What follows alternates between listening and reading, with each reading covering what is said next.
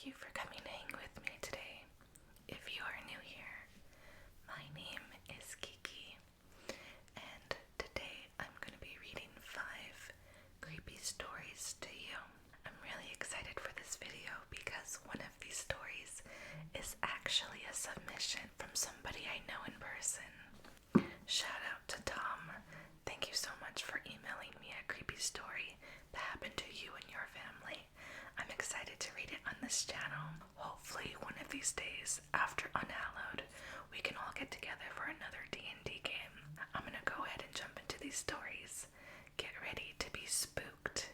Grab your blankets, grab some popcorn, lay back, and let's get started. This email is titled Lord Hades. The email says, "Hi Kiki, it's me, Tom. So here's my creepy story that happened to my family and I.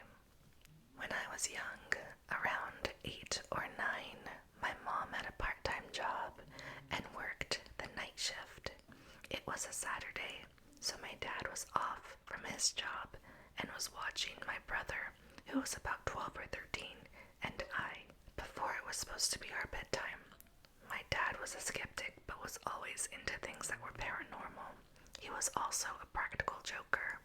With those things combined, he wanted to play a little joke on my brother and I, and he thought he'd have a little fun by using his Ouija board to have a fake seance to mess with me and my brother. Within a few minutes, the board started to move, and so did the table. My dad later admitted he did those things to scare us, but what he didn't do, what he couldn't have done without my brother and I seeing him do it, was rip a magnet off of the fridge in the kitchen, which was the room next to where we were, the dining room. The magnet was holding up a newspaper clipping my dad had cut out. It was a picture of the Reverend Jesse Jackson that my dad used an eraser to put horns and a goatee on him. My dad wasn't racist, he just didn't like Reverend Jesse Jackson. The odd thing about that incident is that both the magnet and the newspaper clipping both hit the ground at the same time with a loud smack. Usually a newspaper clipping of that size would float to the ground. The magnet was in a different spot and didn't land on top of the newspaper clipping either. My dad got a little freaked out and tried to tell my brother and I that it was just the wind. But no windows were open and it was not windy outside. My dad told us it's time for bed, and so my brother and I went to bed. My dad stayed up to watch Saturday Night Live just to make sure nothing else would happen. During one of the commercials, my dad went to the bathroom, situated in the middle of the hallway between me and my brother's bedroom and my parents' room. My dad didn't even get the chance to use the bathroom when he heard commotion in my bedroom. He immediately ran in and saw that the light was on. Both closet doors were wide open, and the cupboard doors above the closet were all open. My dad checked on us to make sure we were really sleeping, thinking maybe we were trying to play a joke on him, but we really were asleep. Not only that, but we were too young and short to reach the top cupboards to open them at the time. My dad closed up everything and turned off the light. He went back into the bathroom, and before he could actually use the bathroom, he heard the same commotion in his bedroom.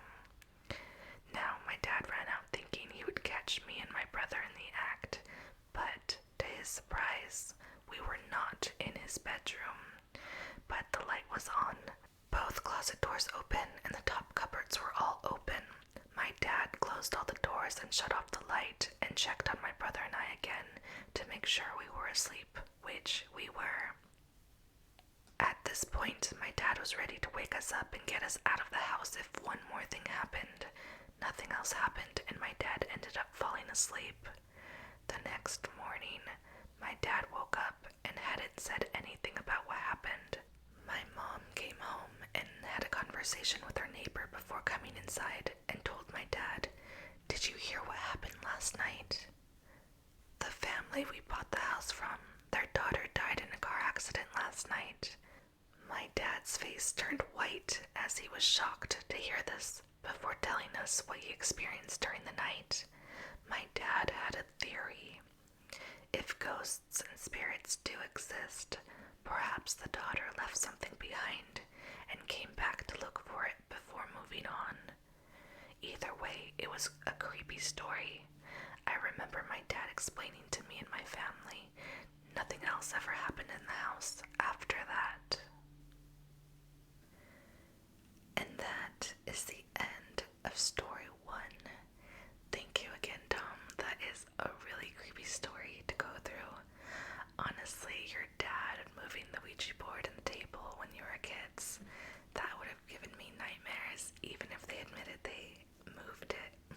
But very odd that things started happening after that fake seance with the Ouija board. I wonder if a ghost did visit your house that night. Very, very weird. This next story is called Hotel Ghost.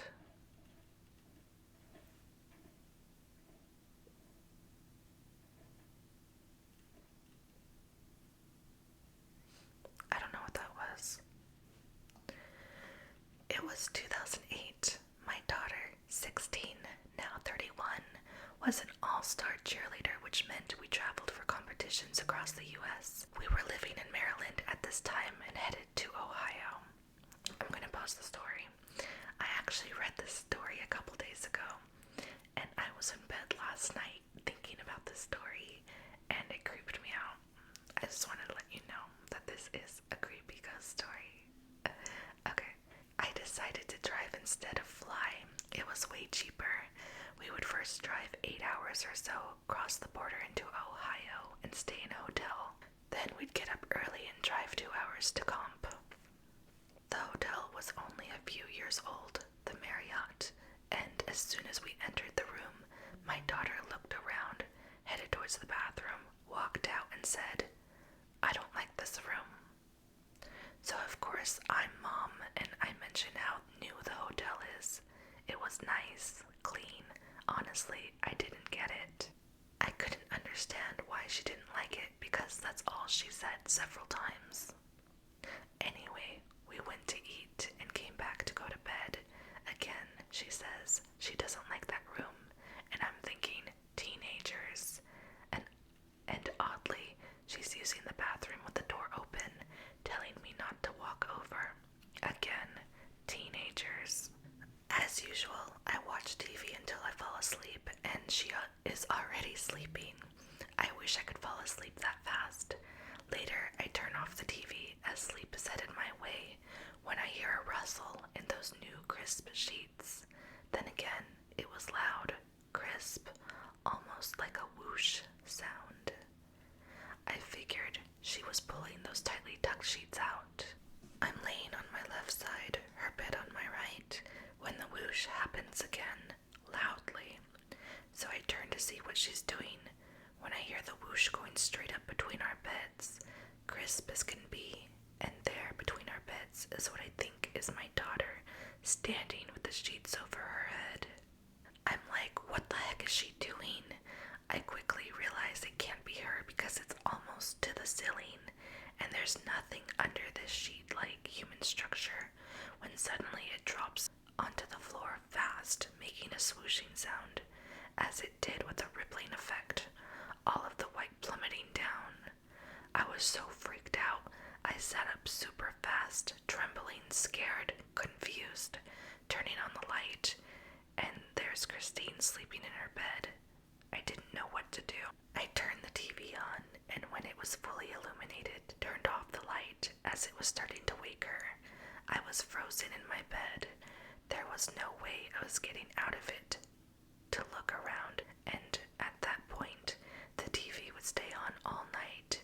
I was so scared, my heart pounding and my breath erratic. It took a while to calm down.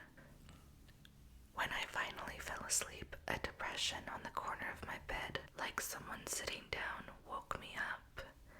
I didn't move much, just my eyes. I was scared and very cautious. I thought maybe it was Chrissy, but nothing was there. Again, I'm awake, Then I fell back to sleep.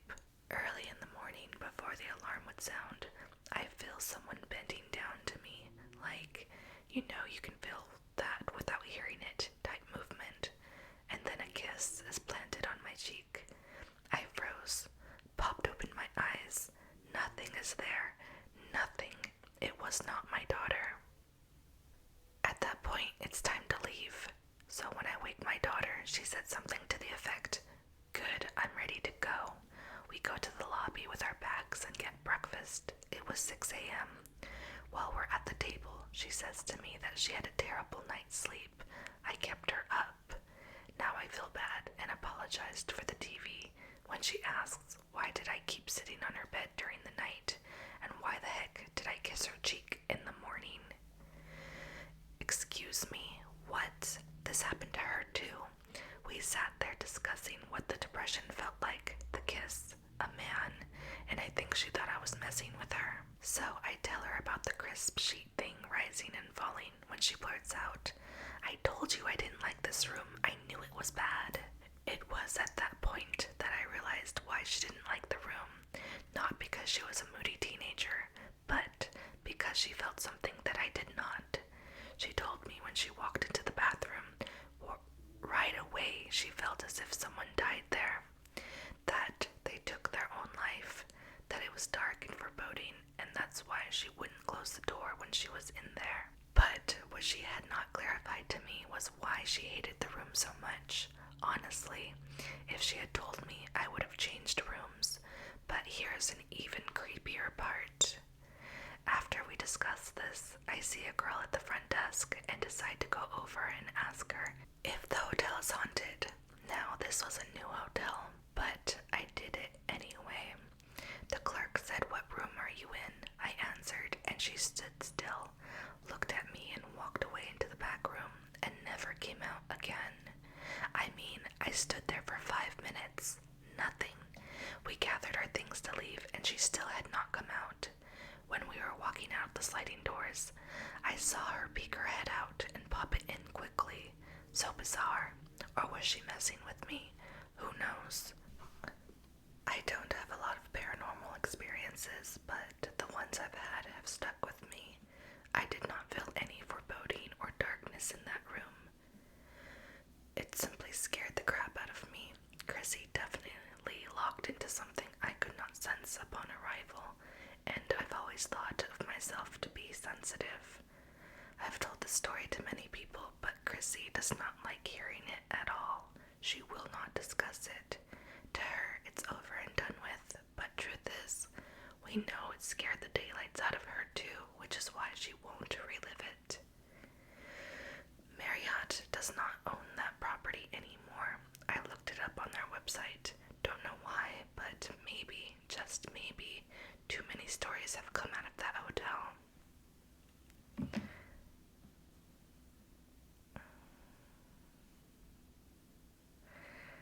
And there's a comment that was left. It says, "I spoke to a Marriott desk clerk once about haunted hotels. I was in town speaking at the Port Gamble Ghost Conference, and she told me Marriott had an exorcist on retainer that travels to different hotels as needed. Maybe this place wasn't worth the trouble." And that is the end of this story. I just thought it was really creepy, the image of a sheet in the middle of the room, and it looks like somebody's underneath it, but nothing is underneath it. Very, very good scene in a horror movie. I definitely feel like it was well written. If this really happened, then that's terrifying. Very terrifying. I don't know how she went back to sleep after the sheet incident in the first place, but glad they're okay. This third story is called "They Stalked All the Stay-at-Home Moms. Not Safe for Work." I'm new to Reddit, and I decided to share this after my husband encouraged me to share. I have been in therapy since this happened. I sleep with the gun next to my bed now, the lights on, and I cannot be home alone. He is what happened to me on May 23rd, 2017. In my neighborhood, we have had a few burglaries. I work from my son. We live near a busy mall, and our neighborhood, even though in a pretty good area, is close to highways and has 3 ungated entrances, so it makes it easy for people to break in, steal, and get out before police come. I scare pretty easily, so hearing an alarm going off nearby, seeing the police helicopter circle above, and having the neighborhood swarming with cop cars always freaks me out. We had a spree of guys going into unlocked cars and stealing stuff. I mention this because there were 25 cars they were able to get into. Our area is the kind where you can leave your door open and usually nothing happens. At this point, it has been petty theft. Nothing major has been stolen and no one had been hurt. So, for the next few months, everyone was pissed. We all feel really violated by what has been happening. Homeowners meetings are packed and everyone wants to put a stop to crime going on in our neighborhood. It is soon revealed a rental property in the hood was the home to a drug dealer who was dealing more than just weed. He was selling hardcore stuff, and it was thought that a lot of the crime stemmed from that house. They had undercover cop cars throughout the neighborhood waiting to make a bust. Up until this point, it was pretty scary, but from a faraway viewpoint. Also, at this point, no one was getting hurt, at least not physically. Our neighborhood watch sent in information to make sure alarms are on, windows and doors are locked, and if a car is in the driveway, more than likely burglars will skip your home. Just lock your car doors. Since I work from home, my car is always in the driveway. One afternoon in April, my son and I were on a walk. It was a nice day, and about 2 blocks from our house, the cop cars came rushing in. I was told to get back to my house as soon as possible. An officer actually escorts us to our door and lets me know to lock all my doors. There are 3 armed assailants on the run between my street and the next. They broke into 2 houses. In one, a woman was home alone, and the 3 men raped her, tied her up, and left her. They broke into a second home, and they pistol whipped a man that was home. The next week, a woman was nearly kidnapped on a 6 a.m. run on my street. The fear was real at this point. Going out alone during the day or night was not happening. None of these criminals were caught, but then things died down. Usually every couple days there was a break-in. There was nothing after this in early April.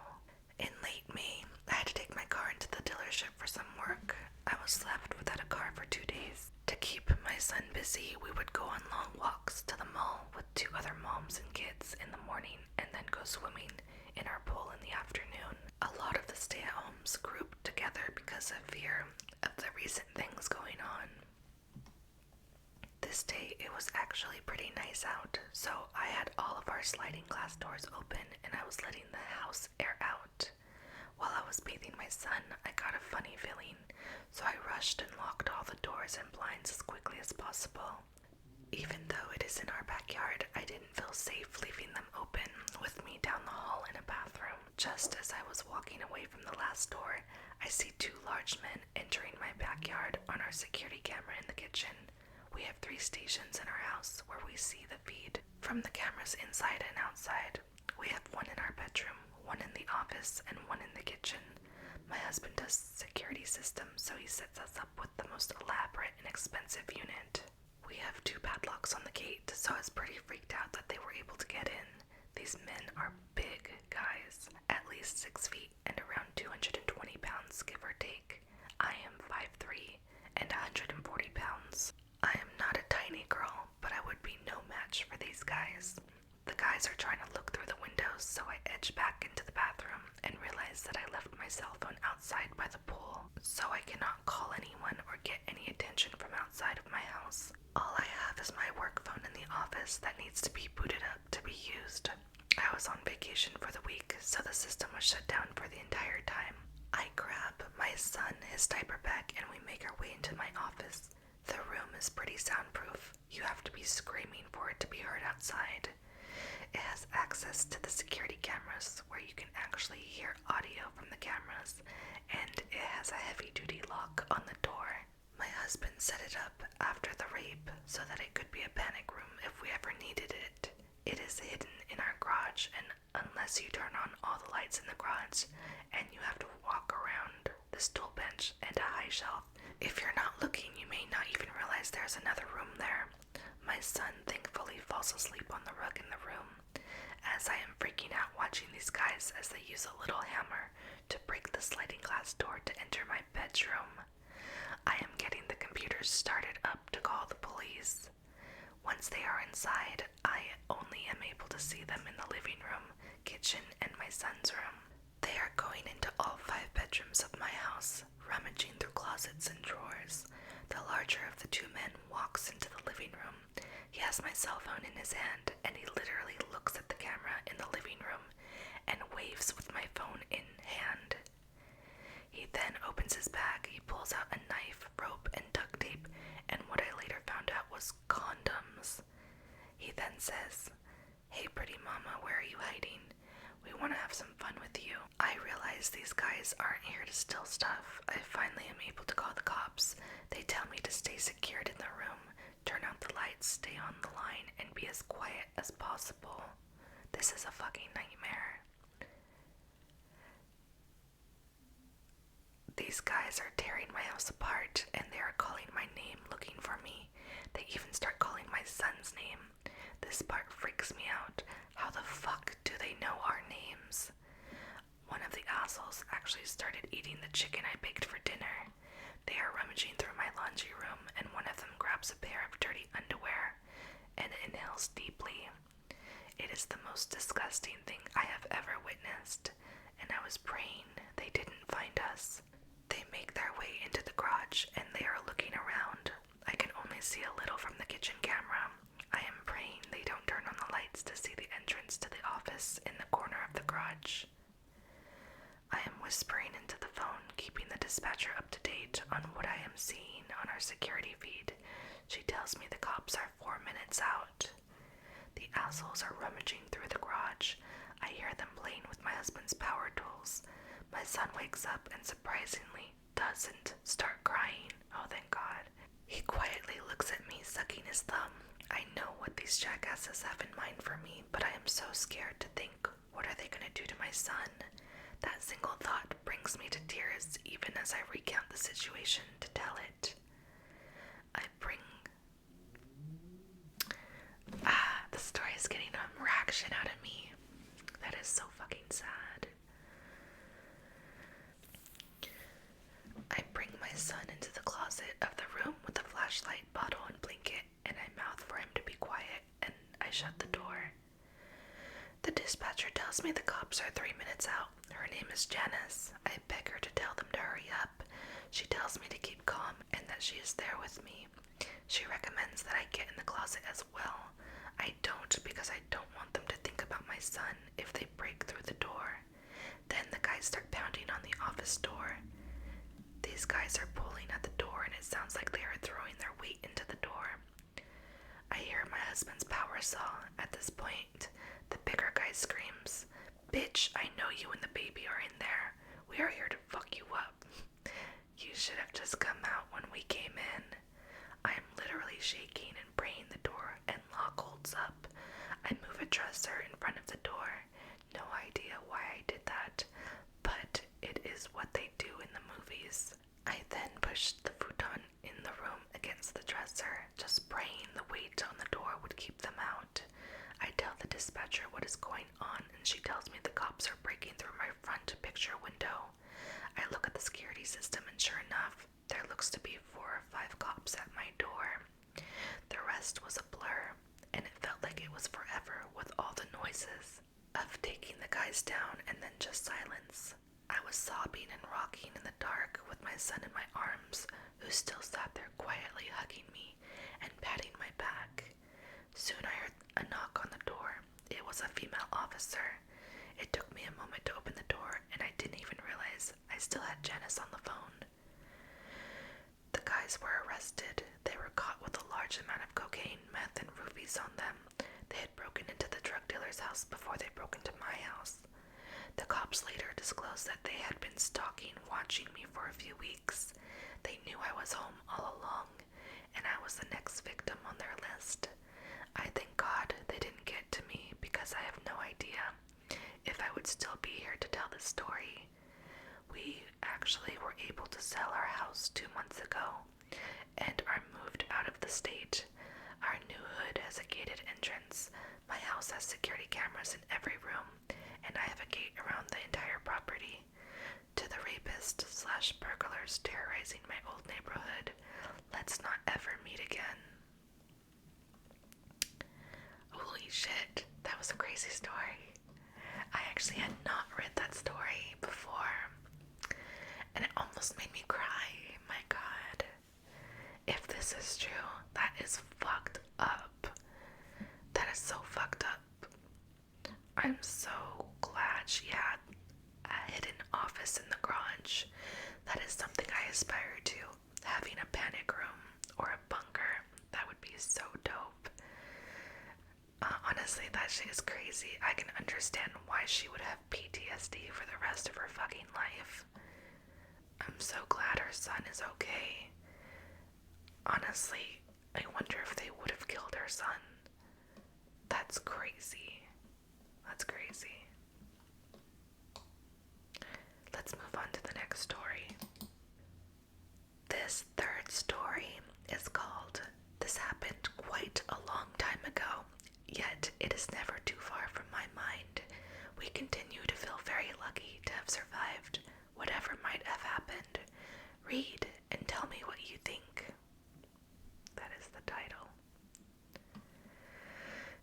It was a long time ago, before cell phones were prevalent, and I was a mom in my early 30s who had just driven our kids to the pediatrician.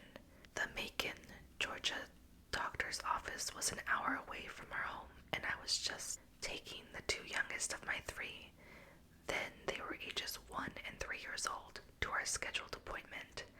Because we lived so far away, their office always gave us the last 2 appointments of the day, and we were grateful. The doctor had just built a new building off of a fresh spur of the highway, so the location was quite isolated in every direction, but a very nice facility compared to his old spot by the hospital there. His new building was also pretty far back on the new lot, and my car, a black Jeep Cherokee we had owned for 2 years, was one of only 4 or 5 cars in the parking lot when we arrived. I parked near the front door, removed the kids from their car seats, and for the next hour or so we waited, then saw the doctor, paid, and finally exited back outside. Mine was the only car left in the lot as I loaded the children in their car seats for our trip home, but as the receptionist locked the front glass doors, my car somehow wouldn't start when I turned the key. There was just an odd clicking noise. Gathering the children once again, I knocked on the door until someone allowed us back in and asked to borrow their phone to call a nearby garage for service. I found one in the phone book, and the man said that he would come, but that it might be a bit, so I told him my location, left to go back out to the car, rolled down all the windows, and loaded the children back into their seats once more as we waited. Soon we watched as the lights were turned out in the building again, and everyone left, their cars departing one by one from behind the building somewhere, leaving us now completely alone in the parking lot. As it was still light, I spent a lot of that time trying to tend to the children, digging through our car for snacks and a bottle, making sure they weren't getting too hot, etc. Although the service station attendant said that it was probably going to be quite a while, I was pleasantly surprised when a truck pulled into the empty parking lot pretty soon, and a man got out of his pickup, smiled and nodded to me, and said he was going to raise the hood. He was middle-aged and a bit scruffy, but quite frankly, many gas station attendants sometimes looked that way, especially at the end of the day, and I was grateful when he began doing something under the hood almost immediately. I sat down again in the driver's seat with the door open, waiting for him to tell me to try the engine, but he seemed to be taking a long time checking the connections, and I longed for him to just grab jumper cables, yet he never did. Ooh, that's a big red flag. That's the first thing I always have jumper cables in my car. But, I don't know, this is pretty fishy. Without getting out of the car, I asked him what he thought was wrong, and he said,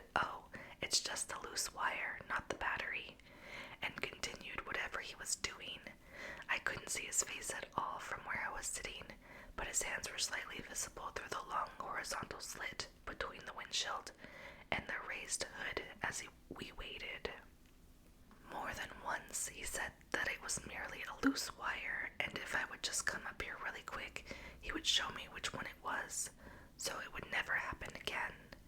I remember kind of smiling and shaking my head, saying that sadly there was no reason to show me anything, as I didn't know anything about cars. I just thanked him and continued to stay in the driver's seat, again, just waiting for the inevitable signal to try to start the ignition that was most surely coming any moment. At one point, I remember thinking that he was definitely flirting as he spoke, but I was trying above all to be polite and kind, as he was indeed helping us. We were hot and tired and miserable, and truthfully, I was distracted with the kids. Oddly enough, he was starting to sound a little frustrated with me because I wouldn't come up and look at the engine. I remember thinking that I certainly didn't want to make him mad where he left us there all alone, with the sun sinking so quickly. And then the strangest thing happened.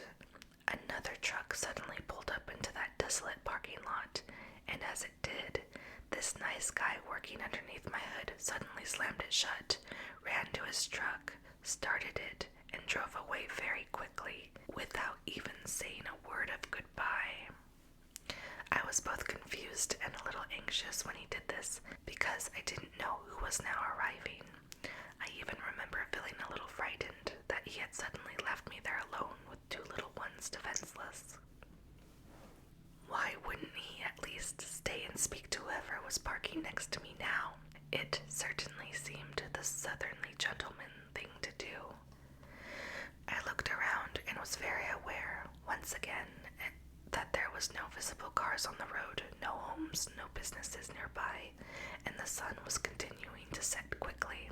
As this new, also unmarked pickup pulled in next to me, I got out of the car once again, this time more apprehensively.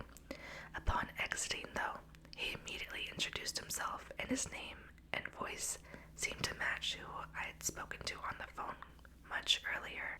He then actually called me by my name, apologized for being so late, and finally smiled and stared towards the road, pointing and asking who the man was that had just left so suddenly. Relieved and unfazed, I just smiled back in surprise and told him, "Well, I don't know. I thought all this time he was you." And we both laughed slightly as he then grabbed jumper cables, walked to the front of my car, raised the hood, and started to work. I immediately sat back in the driver's seat once more, suddenly grateful that, with luck, the air conditioner would be blowing full blast shortly, and once again checking the children. While listening for the familiar words, "Try it," I had my back completely turned towards the children when he surprised me by suddenly coming to the driver's side door. In the strangest voice, he said, "Ma'am, is this yours?" And when I looked into his hands, he was holding a long, thin, dagger-like looking device that was about 1.5 feet in length. Damn, that's long. It appeared to be very old and covered with reddish rust, yet on one end it had tiny circular small finger holes, as if it was a mix of a long, thin sword and scissors, oddly combined. I remember being amazed but not frightened, and I asked where he had found them.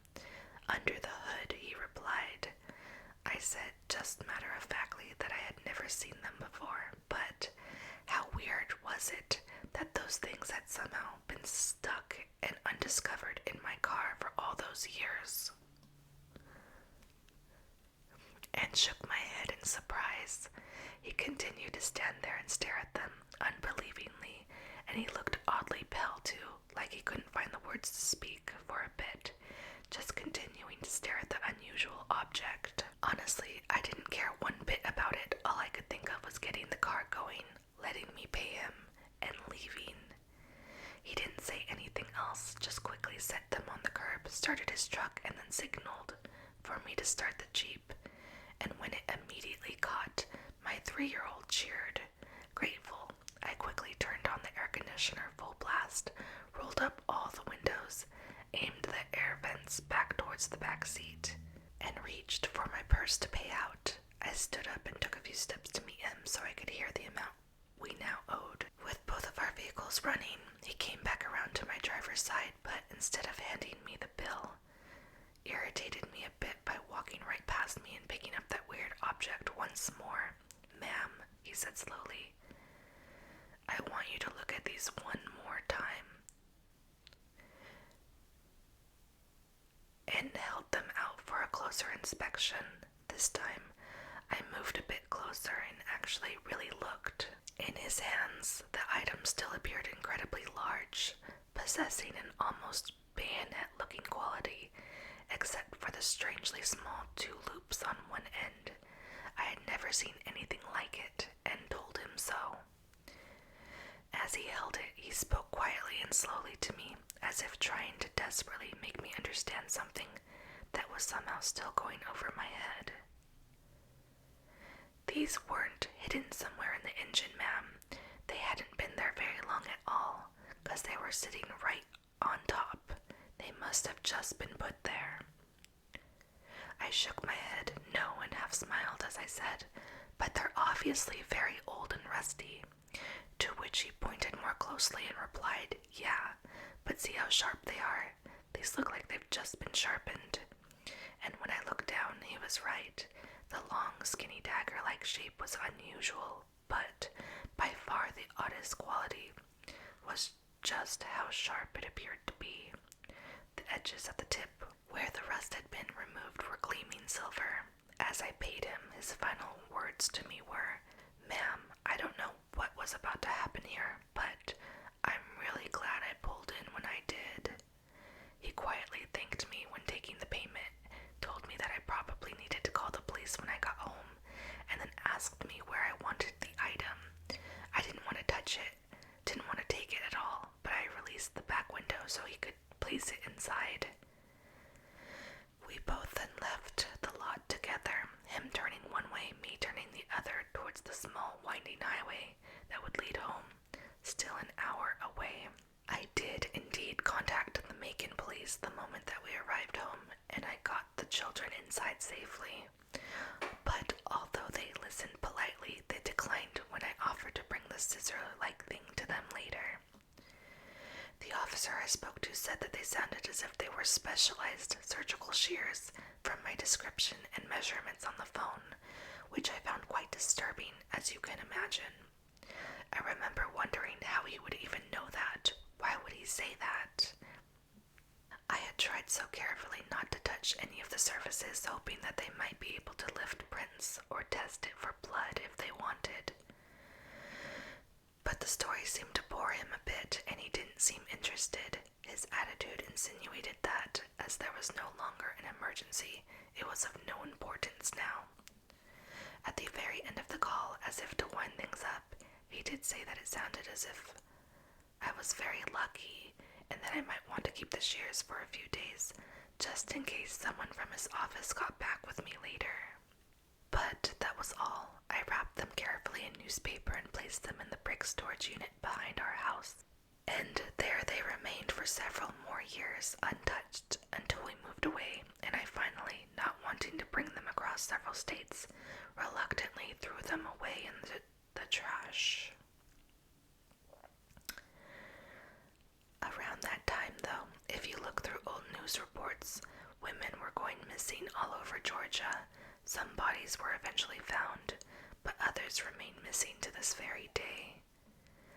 I have often wondered what would have happened if the service station attendant hadn't arrived when he did, if my children would still have a mother, if I would still have my son and daughter, if I would have missed all these years with them. I guess I'll never know, but I learned something very important about myself that day. I had always felt that I was pretty aware of my surroundings, pretty good at reading people and staying safe, but because I was exhausted and tired and hot and stranded in a different city, My common sense and intelligence simply left me for a bit and wasn't working at the time, and many of my friends and family still think that our car trouble that day and my lack of awareness could easily have cost us our lives. And that is the end of that crazy story. That was really well written as well. I'm shook. I had not read this story either before I started filming. Honestly, what the fuck? What the fuck? I just want to say, because I've had this happen to me before where I become stranded because my battery dies. And I have asked women to help me jump my car, and they have told me, oh, I don't know how to. You should ask a guy. No. I've taught women, strangers, how to jump cars before. All you have to do is keep jumper cables in your car. If your car is dead, the black is negative, the red is positive. Just fucking hook them up to the goddamn battery. Black negative, red positive on both cars. Have them start their car, then start your car. It's easy as that. It's easier than 2 + 2. Do not depend on other people if you can help it. If you can help it. But yes, I've actually taught total strangers how to jump a car. Because I don't know why being able to fix your car is considered a guy thing. Know how to do simple shit. That's all I have to say. I'm glad she's okay. That shit's insane. And it sounds like that guy was never caught. So scary. So this is the last story of the video. And of course, I have not read this story before. Hoping it's a good one. This story is called The Office in the Middle of Nowhere. When I was 19, I worked for a company that allocated labor to rural areas of Australia. Basically, what you did was tell them when you were available, and they'd send you to a remote farm for a few weeks, where you do whatever they needed done. It was hard work and long hours, but good pay and good fun, if you got in with a nice group of workers. When this occurred, I was working on a large property. I was told it covered roughly the same landmass as the state of Maryland, USA. About 9 hours from Sydney City, and the property itself was about 40 minutes from the nearest town. In short, it was in the middle of nowhere. I was working at the farm clearing bushland with 3 other guys my age from the city. Our boss was a guy called Jeremy, who owned the farm and supervised us while helping out with the work. He was pretty laid back and was generally really good to us. This summer in particular was very hot, and the work was hard. So one day, when the temperature hit about 38 degrees Celsius, which is about 100 Fahrenheit, Jeremy decided to give us the afternoon off. He said he knew of a water hole on the farm about 25-minute drive north. I was keen for a swim, but the other guys just wanted to relax for the arvo. So him and I hopped in one of the work trucks and started heading across the property. It was mostly wide, empty expanses with a few clumps of scattered bushland. Jeremy wasn't much of a talker, so we drove more or less in silence. After about 20 minutes, however, he suddenly perked up and jabbed me in the ribs. Do you see that over there, beneath the 2 dead trees? I should mention here that if you're not familiar with inland areas, particularly those in Australia, they are brown or red and mostly flat and bland, meaning any bright colors stick out like a sore thumb. So you can imagine our surprise when we could see a large blue angular structure far off in the distance. We steered in its direction, and as we got closer, we realized it was a huge blue shipping container just sitting in the middle of nowhere. Jeremy was perplexed. I asked him if he knew what it was, but he obviously did not. He said he hadn't seen it when he drove through the same area about 5 weeks before, and he wanted to go and see what it was. Initially, we pulled to a stop about 1 100 meters away from it. At this stage, I had a really bad feeling. The whole thing wasn't right. It's hard to explain, but if you can imagine seeing such a foreign object in the middle of a huge barren expanse, it had to be something weird. Jeremy wanted to investigate, which I understood, given it was his property, but in truth, I was really anxious. As we got closer, things got even more bizarre. There was a big diesel generator behind it thumping away, and a CCTV camera on each side. All motion activated, so they buzzed from side to side, following us as we moved around. I tried to reason with Jeremy, something along the lines of, with all of this security, someone obviously doesn't want us here, let's just go. He brushed me off, however, reminding me it was his farm, and whoever had put this here was trespassing, so he wanted to go inside. That's pretty interesting. Despite all the surveillance, there was only a small padlock on the huge door. We had some bolt cutters in his toolbox, and after a bit of a struggle, we broke the lock and went inside. The first thing I noticed was the rush of cold air as we got in. The place was air-conditioned, which, I must admit, was quite pleasant on such a hot day. We searched around for a light switch, but I could already see this was some sort of IT setup. There were flashing LEDs all around the place, and the sort of hum you hear when a hard drive is working hard. When we finally switched on the lights, we could see a sophisticated, albeit somewhat cluttered, office setup. There were hard drives the size of bar fridges and other computer equipment lining the walls, sometimes piled 2 or 3 high, and plastic storage boxes scattered around the far wall, and several desks with computer monitors arranged in the middle, complete with rolling office chairs. At this stage, I felt like I was in one of those nonsensical dreams. This made absolutely no sense. We wandered to the middle and sat down at the desks to see if the computers could give us any idea of what the hell was going on here. My heart was racing and I just wanted to bolt. We had been seen by the CCTV, so if anyone was monitoring, they already knew we were here. Jeremy, on the other, was adamant we had to get to the bottom of this, so I put on a brave face and started looking through the computer. This went on for a while, but in short, neither of us had a very high grasp of technology outside of Facebook and Microsoft Word. The best I can describe it from my lay position is that it was in endless lists of computer talk. It was like the old Napster or LimeWire download screens look like. Just constantly picking up and receiving data, then recording it on several windows. I gave up on the computers and walked cautiously over to the far end of the container, to the big pile of storage boxes. By then, I was pretty sure no one else was there, as there was nowhere to hide really, but I was still incredibly on edge. I decided against my better judgment to see what was inside all of these boxes. My brief sift through this box still makes me feel sick to my stomach. It didn't take long for me to realize that this box was full of posters, DVDs, and photos, all of hardcore child pornography. One thing that still gets to me is that it was all neatly ordered into folders and smaller boxes.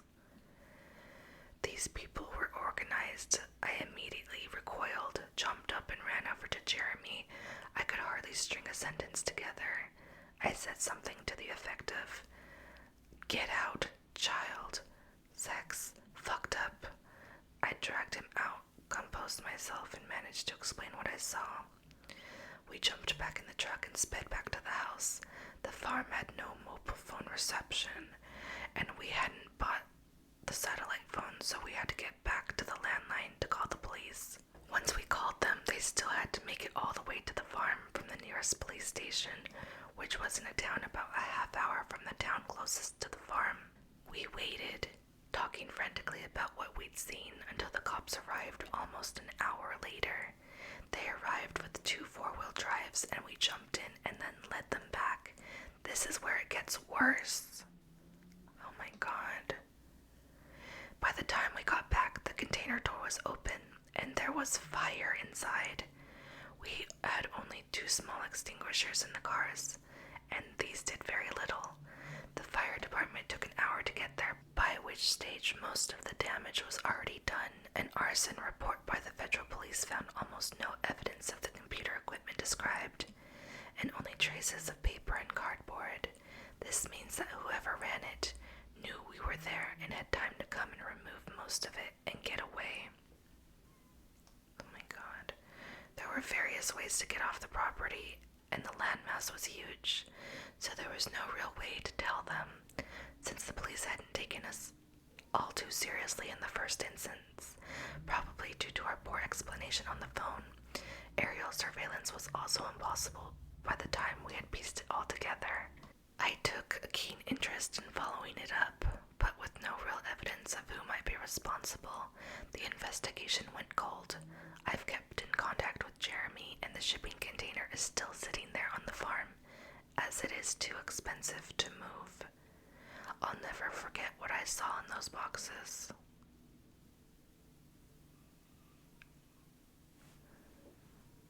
That is so fucked up. I honestly have no words. What year was this? I don't think they say. I'm gonna have to put a disclaimer on this video. I think this really fucking sucks that whoever that person was got away with all that evidence. I don't even want to think too much on it, honestly. Well, maybe you slept through that last one. Hopefully you're asleep. If not, hopefully you're just as disturbed as I am. Very well written. These stories are really well written. Again, thank you, Tom, for submitting that story of your own personal